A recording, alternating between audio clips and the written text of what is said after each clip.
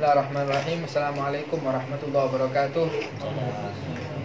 Alhamdulillah rabbil alamin wa bihi nasta'in ala umuri dunya waddin.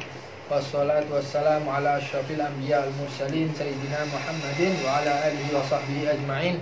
Wala haula wala quwata illa billahil aliyil azim. Amma ba'd, ikhwani rahimakumullah. Ikhwani yang dirahmati oleh Allah Subhanahu wa taala, alhamdulillah kita berkumpul lagi di tempat yang penuh barokah ini. Ya, mudah-mudahan Allah Subhanahu wa taala membalas semangat kita, memberi kita ganjaran yang baik untuk semangat kita, ringannya langkah kaki kita, ringannya tangan kita, ya, konsentrasi kita dan lain sebagainya. Semoga Allah Subhanahu wa taala membalas dengan sebaik balasan. Amin ya rabbal alamin. Melanjutkan rukun yang kelima, yaitu rukuk. Ana ulangi lagi. Ya. Sampai mana kemarin? Selesai. Nggak apa-apa, Ana ulangi lagi. Ya, rukun yang kelima adalah rukuk. Rukuk ini adalah salah satu ibadah yang spesial. Ya. Salah satu ibadah yang spesial. Bahkan rukuk ini ya adalah pujian atau penghormatan bagi Allah Subhanahu wa taala. Ya, kalau ada seseorang rukuk tanpa sebab, haram hukumnya. Tidak boleh. Rukuk tanpa sebab itu tidak boleh. Kecuali kalau ustadz yang mempraktekkan tidak apa-apa.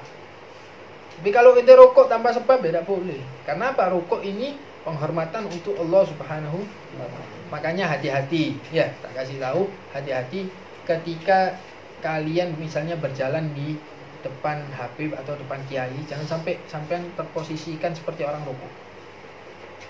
Ya. Jangan sampai terposisikan seperti orang rukuk. Karena tidak boleh. Paham? Ente buat penghormatan seperti itu tidak boleh. Penghormatan seperti itu hanya untuk Allah Subhanahu wa taala. Depan habib, depan kiai. Kalau ente mau menghormati, ente merunduk saja. Ya, merunduk minta pamit gitu. Tidak apa-apa seperti itu. Tapi kalau sampai rukuk, paham ya? Jadi penghormatan itu sebetulnya ada di dalam hati. Penghormatan itu ada di dalam hati. Ente kalau memang benar menghormati dia, ya ente hatinya ente husnudon sama dia. Jangan ente merunduk-runduk tapi ngerasani di belakang. Lain. Salah seperti itu. Penghormatan dari hati. Ketika kita menghormati seseorang, kita hormati dari hati, itu lebih utama. Ya, jangan ngerasani dia. Ente hormati dia, ente sayangi dia, ente doakan dia. Itu namanya penghormatan. Ente husnudon sama dia, baik sangka sama dia, jangan berburuk sangka sama dia. Itu namanya penghormatan.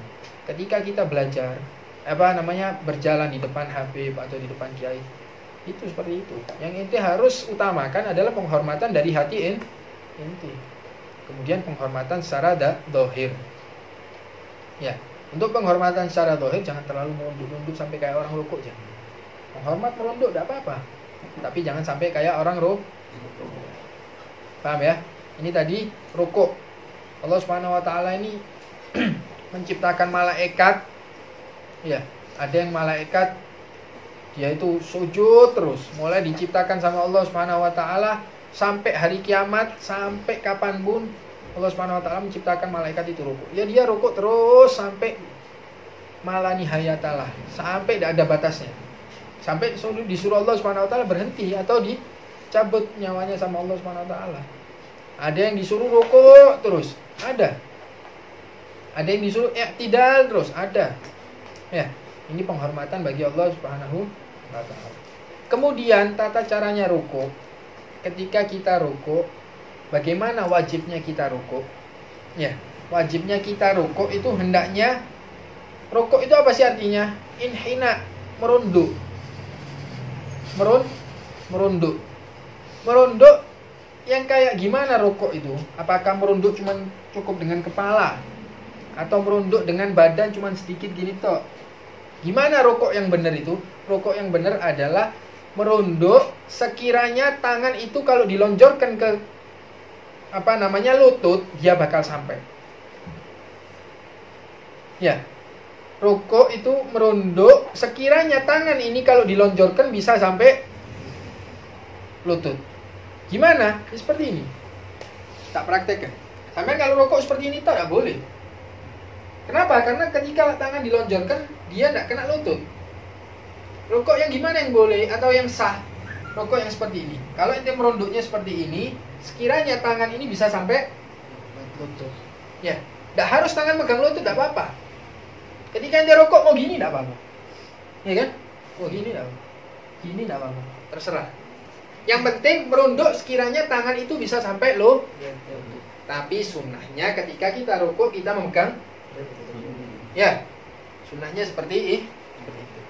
Tapi batasan adalah merunduk sekiranya tangan ini kena bisa memegang lutut. Jadi yang terlalu rendah tidak bisa. Ya, terlalu rendah tidak bisa. Ya sedang, ya tidak. Sunnahnya apa? Lurus, peres. Ya, mulai kepala sampai punggung ini lurus semua. Ya, pandangan menuju kemana? Tempat sujud. Sunnahnya seperti itu.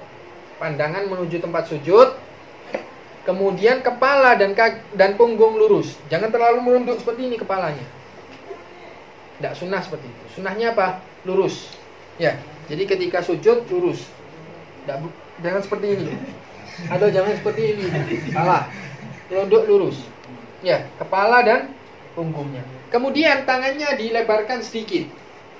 Ininya mencengkram lututnya. Seperti ini.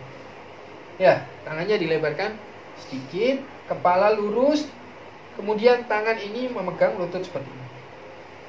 Ya, paham ya? Seperti ini, ya, tidak sunnah. Boleh, cuman tidak sunnah. Paham ya?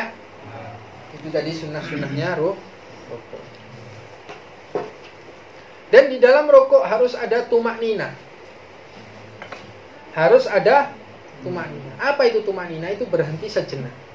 Ya, berhenti sejenak. Artinya apa? Kalau ente rokok langsung balik gini, tidak boleh. Tidak sah rokoknya. Harus ulang lagi rokoknya. Kalau ente tetap lanjutkan sholat ente, ya tidak sah sholat ente. Ya. Jadi rokok harus ada tumak nina, berhenti sebentar. Bahkan disunahkan apa? Baca doa. Apa doanya? Subhana rabbiyal azimi wa bihamdi, subhana rabbiyal azimi wa bihamdi, subhana rabbiyal azimi. Dibaca berapa kali? 3 kali, atau 5 kali, atau 7 kali, atau 9 kali, atau 11 kali, terserah. Ya. Baca doa rukuk. Kemudian syaratnya rukuk. Ketika kita rokok, kita nggak boleh bermaksud sesuatu yang lain kecuali maksud untuk rokok. Ketika kita merunduk, kita nggak boleh bermaksud untuk yang lain. Kecuali apa? Bermaksud untuk merokok. Contohnya gimana? Sampean takut dipanah, sampean lagi sholat. Takut dipanah, merunduk rokok. Ngelesi panah ini. Nah, bagaimana hukumnya? Tidak sah rukuknya. Harus berdiri lagi, ngulang, kemudian niat untuk rokok. Bisa dipahami ya? Tidak boleh merunduk kecuali niat untuk rukuk. Kalau niat yang lain, takut ditembak atau takut disabet orang misalnya ngelesi seperti ini, tidak sah. Harus ngulang lagi berdiri, baru rukuk. Paham ya? Itu tadi syarat-syaratnya rukuk. Yang pertama harus tumak nina. Yang kedua tidak boleh berniat kecuali untuk rukuk saja. Paham ya? Nah ini kemudian nomor 6 ini ada at-tumak nina. Harus tumak nina, berhenti sejenak. Sekiranya ini baca subhanallah. Ya, subhanallah. Berapa detik? Sedetik mungkin. Ya, sedetik, 2 detik. Tidak apa-apa. Kalau terlalu cepat nah, seperti ini tidak boleh. Rokok langsung berdiri lagi, tidak boleh. Kayak ayam. Yang ketujuh adalah al-i'tidal. I'tidal. Apa itu i'tidal? I'tidal ini adalah kembali ke posisi semula sebelum dia rukuk. I'tidal ini adalah kembali ke posisi semula sebelum dia rukuk. Kalau ente sholat dengan berdiri, sebelum rukuk ente ngapain? Berdiri kan? Berarti i'tidal itu berdiri lagi ke posisi semula sebelum dia rukuk. Itu namanya i'tidal. Ya. Dan juga disyaratkan ketika i'tidal ente nggak boleh bermaksud kecuali untuk i'tidal. Ketika ente i'tidal takut ada ular gini di bawah, ente ngangkat seperti kepala, ngangkat badan ente. Ah, tidak boleh. Paham? Karena apa? Karena ente bermaksud untuk selain i'tidal. Itu tidak boleh. Harusnya i'tidal ketika ngangkat seperti ini ya ente harus kembali niatnya untuk i'tidal. Kemudian i'tidal ini juga harus tumaknina nomor 8 itu. At-tumakninatu fihi, tumaknina ketika di dalam i'tidal. Tidak boleh i'tidal itu cepet-cepetan habis rukuk i'tidal langsung seperti ini. Nah, tidak boleh. Paham? Harus tumaknina sebentar. Tumaknina dalam sholat, tumaknina ngapain cepet-cepet kan? Kalau orang wali, ya orang soleh, kalau sholat itu pengen lama sama Allah Subhanahu Wa Taala. Karena apa? Karena dia mau ngomongan dengan Allah Subhanahu Wa Taala, munajat sama Allah Subhanahu Wa Taala. Ya, Al-Imam Ali Zainal Abidin, cucunya Rasulullah SAW, itu sholat rumahnya kebakaran, tidak tahu dia. Ya, lagi sholat, rumahnya kebakaran, sampai orang-orang teriak, takut rumahnya ambruk, ya, itu dia tidak tahu, sholat aja tetap. Ya, karena apa? Karena munajat dengan Allah Subhanahu Wa Taala, sudah mendapatkan kelezatan bermunajat dengan Allah Subhanahu Wa Taala. Itu harusnya sholat seperti itu. Kita kan enggak, ya, sholat dan mari pokoknya, ya kan? Dan mari kesusu, eman, seperti itu eman. Ya, harus kita berusaha terus supaya kita bisa mendapatkan kelezatan ketika dalam sholat. Wali-wali dulu tuh ada salah seorang wali ketika dia sholat, ya, ketika dia sholat pas baca Al-Qur'annya itu ada yang 2 juz satu kali sholat, ya, ada yang 5 juz, ada yang setengah Quran 15 juz 1 rakaat, sholat sunnah 2 rakaat selesai hatam Quran. Ya kan? Seperti itu orang-orang dulu. Karena apa? Karena mereka merasa lezat di dalam sholat. Orang kalau baca Quran di dalam sholat dan dia berdiri dapat pahala 1000 dapat 1000 pahala. Ketika dia sholat dalam keadaan duduk, baca Al-Quran dalam sholat tapi keadaan duduk, dapat 500 pahala. Baca Quran di luar sholat, ya, dan dia suci, punya wudhu, dia dapat 100 pahala. Baca Quran ketika di luar sholat tapi dia tidak punya wudhu, hafalan misalnya, tapi dia tidak punya wudhu, boleh tidak? Boleh. Gimana? Dapat 25 pahala. Tadi yang orang baca Quran dalam sholat dalam keadaan berdiri itu dapat 1000 pahala. Meskipun satu ayat. Nah, ini untuk pahala globalnya dia dapat seperti itu. Kalau di Al-Quran ketika ini baca sholat, ya, kata Nabi SAW, man qara'a harfan minal Qur'an falahu asyru hasanat. Barang siapa yang baca 1 huruf dalam Al-Quran dapat 10 kebaikan, kata Nabi SAW. La aqulu alif lam mim harfun, bal alif harfun, lam harfun, mim harfun. Kata Nabi SAW, ana nggak ngomong kalimat alif lam mim itu 1 huruf, enggak. Dipreteli sama Nabi SAW. Alif 10, dapat 10 nanti. Lam dapat 10, mim dapat 10. Nah, kalau baca Fatihah berapa sudah pahala? Ini secara detail. Tapi kalau globalnya seperti itu, dapat 1000, dapat 500, dapat 100, dapat 20. Paham ya? Kemudian setelahnya nomor 8 at-tumakninah, harus tumakninah ketika di dalam sholat. Nah, tak jelaskan sunah-sunahnya ya. Ketika kita sebelum rukuk disunahkan kita ngangkat tangan. Ya, sebelum rukuk kita sunnah ngangkat tangan. Allahu Akbar. Nah, seperti itu. Paham? Allahu Akbar, turun. Bar, selesai. Tek. Jadi berhentinya kita itu kebarengan dengan bar. Allahu Akbar. Sambil tangannya ngangkat dulu. Kemudian bangun dari rukuk juga disunahkan ngangkat tangan lagi. Sami Allahu liman hamidah. Ya, jadi berhentinya lambaian tangan kita ini ketika dah Sami Allahu liman hamidah. Ya, setelah kita mengangkat tangan, tangan itu disunahkan kemana? Ya, disunahkan begini lagi kah? Enggak. Disunahkannya diturunkan. Diturunkan seperti ini kayak kita biasanya. Kalau gini tidak sunnah. Ya, tidak sunnah seperti ini. Gini. Paham ya? Seperti ini.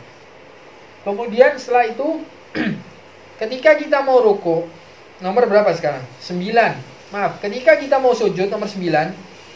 Ketika kita mau sujud, ya, kita disunahkan harus gimana? Disunahkan ketika kita mau sujud takbir kan? Allah, takbirnya dipanjangkan. Allahu Akbar sampai naruh kepala ente di lantai. Ya. Harus dimat, harus dipanjangkan. Mad. Ya.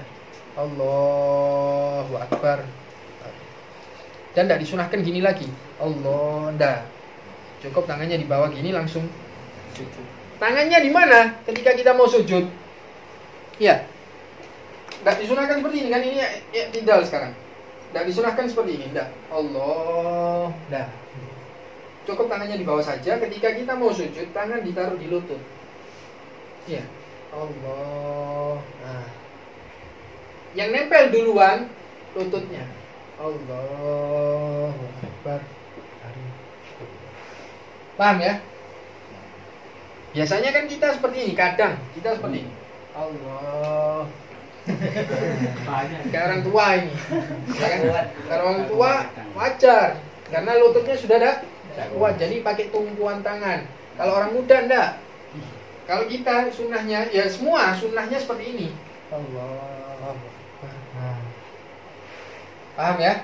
Jadi yang nempel dulu ke lantai lututnya dulu, baru tangannya taruh lantai, baru kepala.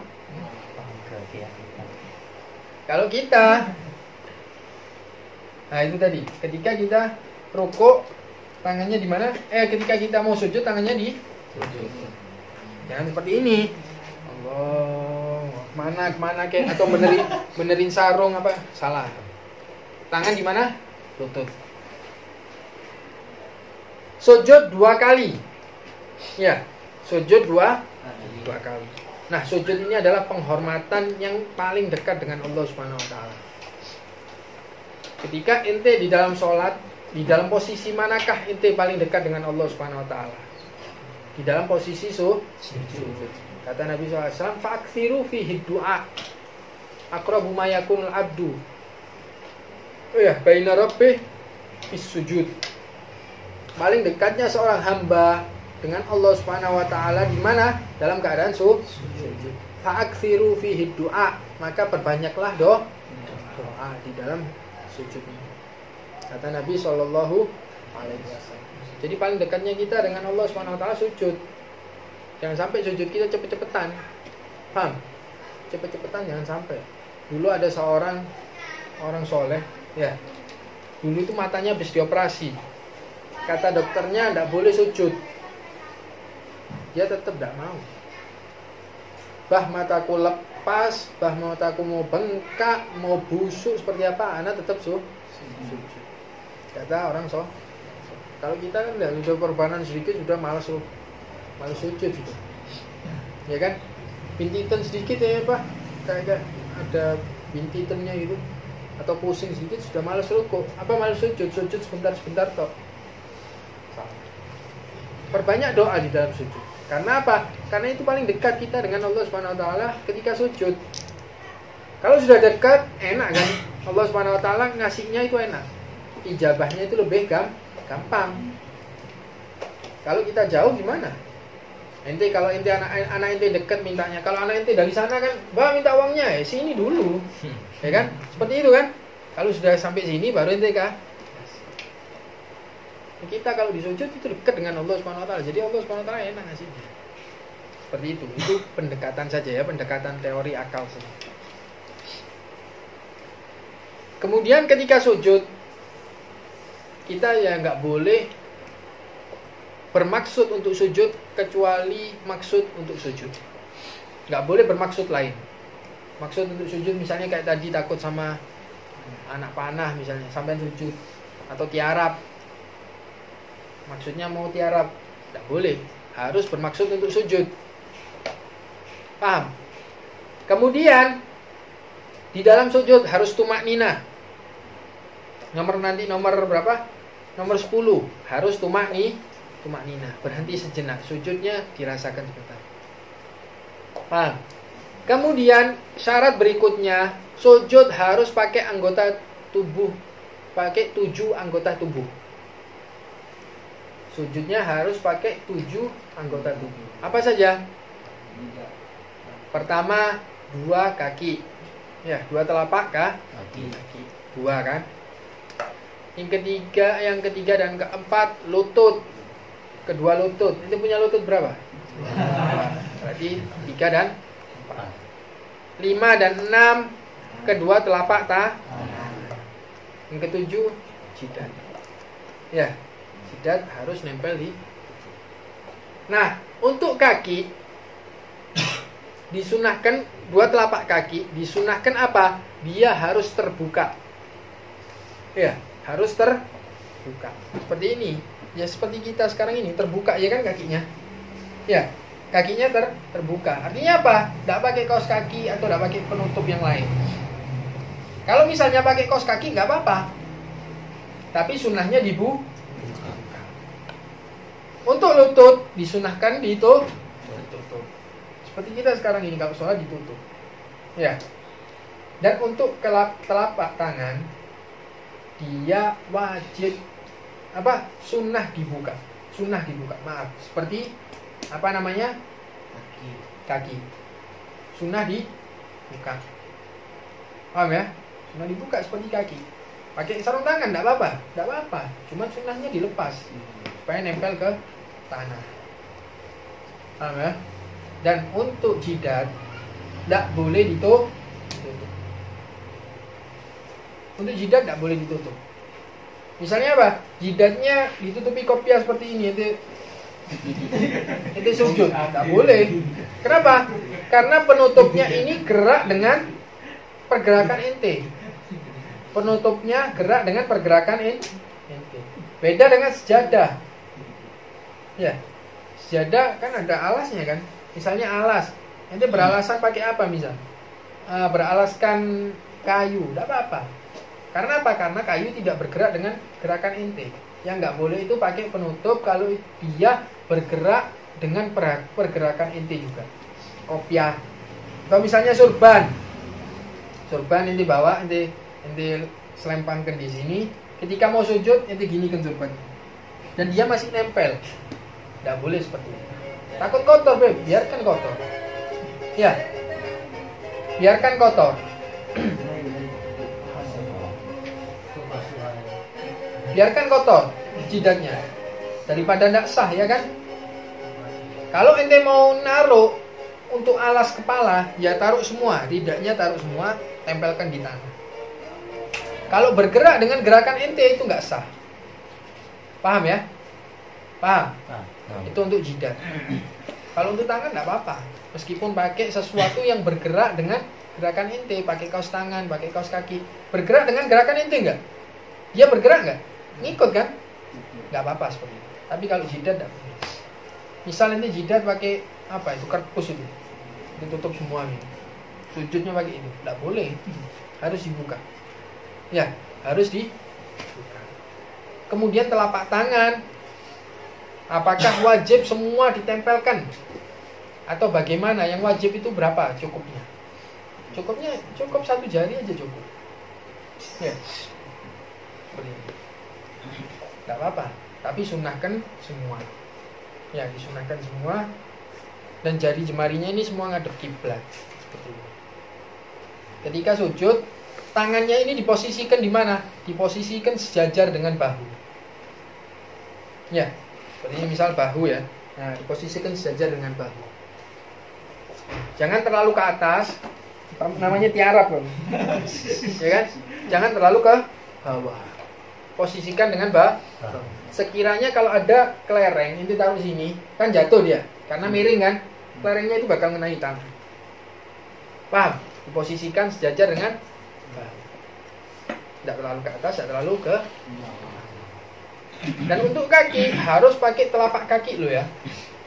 Harus pakai telapak kaki. Walaupun satu aja nggak apa-apa. Pakai telapak. Ya, telapak ini telapak, ini telapak. Beda, tidak boleh pakai ini. Ini namanya ujung jari. Ya. Kelihatan? Ini namanya ujung jari. Telapak yang mana? Ini. Begitu juga tangan kita nggak boleh seperti ini. Ujung jari namanya ini. Ya kan? Seperti ini. Nah, harusnya gimana? Pakai telapaknya. Walaupun satu tok, jempol tok, tidak apa-apa. Yang penting perutnya jempol itu nempel ke tangan. Paham ya? Sudah, anak rasa cukup sampai sini. Ya, sampai sujud dua kali. Sujudnya 2 kali. Sampai ke 10 berarti ya. Insya Allah minggu depan ke 11 dan seterusnya. Wallahu subhanahu wa ta'ala a'lam bishawab. Mau tanya, selama ini kita orang kalau sujud anak pribadi apa pakai nempelin hidung itu hukumnya ya Pak? Nah, nempelin hidung hukumnya gimana? Wajib apa sunnah? Sunnah. Ya, tidak apa-apa. Meskipun tidak nempelkan tidak apa-apa. Ya, meskipun tidak nempelkan tidak apa-apa. Misal pakai masker, tidak apa-apa sholat pakai masker. Yang penting jidatnya nempel ke tanah. Kalau hidungnya ketutupan masker, tidak apa-apa. Paham ya? Tapi sunnah untuk ditempelkan juga. Dan ketika sujud matanya jangan merem. Sunnahnya tidak merem. Sunnahnya melek. Supaya kelopak mata kita juga ikut sujud sama Allah Subhanahu wa ta'ala. Jangan merem, melek. Paham ya?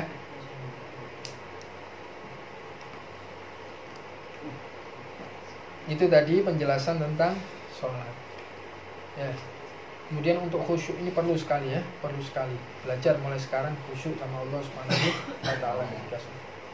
Beb, anak kalau sholat nangis, Beb. Nangis sana, Beb, apalagi anak tawartinya misalnya. Paham? Nangis sana mikir neraka, mikir takut Beb anak Beb sama adab kubur, Beb. Iya, itu namanya bukan khusyuk. Khusyuk itu ente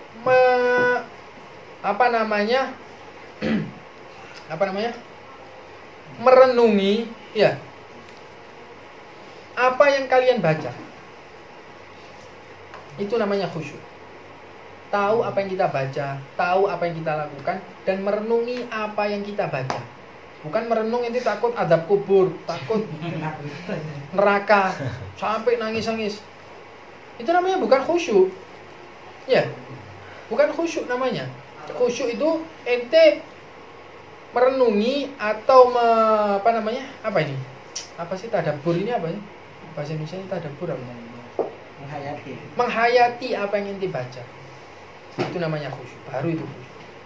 Kecuali kalau memang ente baca ayat Al-Quran tentang azab kubur, ya tidak apa-apa nangis. Ente baca tentang surga tapi nangis takut azab kubur, kan bertolak belakang. Ya, bukan khusyuk namanya. Ya, paham ya? Khusyuk seperti itu. Menghayati, merenungi apa yang dibaca. Ya, ketika ente baca Qul huwallahu ahad, ente renungi ayatnya, maknanya Qul huwallahu ahad. Ya, katakanlah wahai Muhammad, Tuhanmu cuma satu, Allah Subhanahu wa ta'ala Maha Esa. Gak punya saudara, gak punya istri, gak punya anak. Ini merenungi itu seperti itu. Ya, merenungi keesaan Allah Subhanahu wa ta'ala.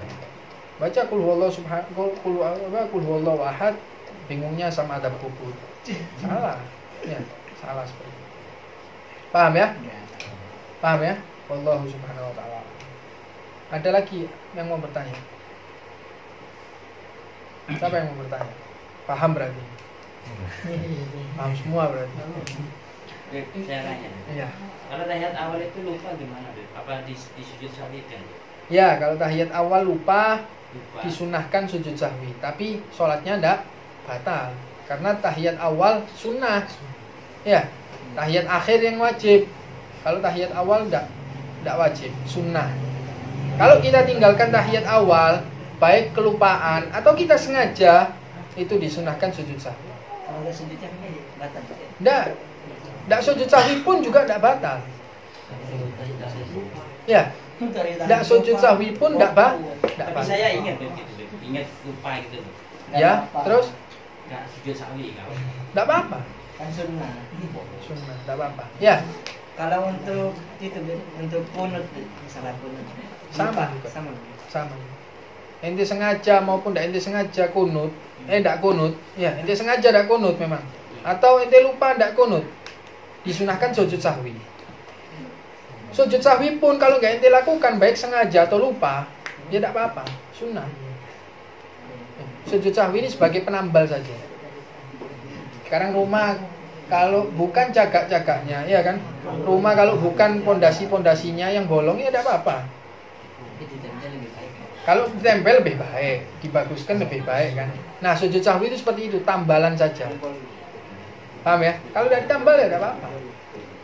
Paham? Silakan. Kalau Arif bermakmum kepada orang yang sholat sunnah, Ya. kadang-kadang kan kita nggak tahu yang lupa sholat sunnah. Ya, ente mau sholat apa? Fardu. Oh, tidak Kayak apa-apa. salat tarawih itu. Tidak apa-apa. Yang penting kalau ente mau makmum, ya mau makmuman dengan orang, sholatnya dia harus sama dengan sholat kita dari segi tata cara. Nggak harus sama dari segi jenisnya, enggak. Misalnya kita mau sholat fardu, dia sholat sunnah, nggak apa-apa. Kita mau sholat sunnah, dia mau sholat fardu, nggak apa-apa. Yang penting harus sama dalam segi tata cara. Kayak gimana? Kayak seperti ini. Misal ada orang sholat kusuf, ya, kusuf gerhana. Sholat gerhana itu berdirinya 2 kali, ya kan, 1 rakaat. Nanti habis baca ayat Al-Quran disunahkan apa? Setelah itu rukuk kan? Setelah rukuk disunahkan balik lagi baca surat lagi. Disunahkan rukuk lagi. Kemudian i'tidal. Kan sudah berbeda tata caranya sholat.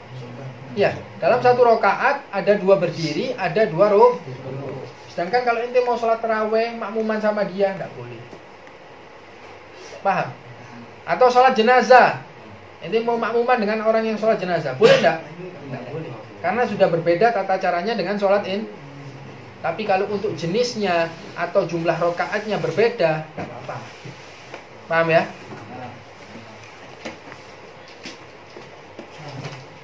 Silakan.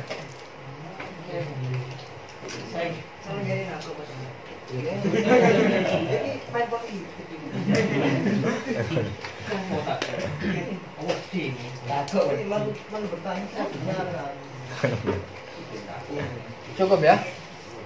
Allah subhanahu wa ta'ala a'lam. Ya Rabbana tarafna bi annana tarafna wa annana asrafna ala ladha ashrafna fatub alayna tauba tawsil li kulli hawba wastur lana al-awrati wa aminir ra'ati waghfir li walidina rabbi wa mauludina wal ahli wal ikhwani wa sairil khillani وكل ذي محبة أو جيرة أو صحبة والمسلمين أجمع آمين يا ربي اسمع فضلا وجودا منا لا باكتساب منا بالمصطفى رسولي وبكل سولي صلى وسلم ربي عليه عد الحب وآله وصحبه عداد طش السحب والحمد لله في البدء والتنادي سبحانك اللهم وبحمدك أشهد أن لا إله إلا أنت أستغفرك وأتوب إليك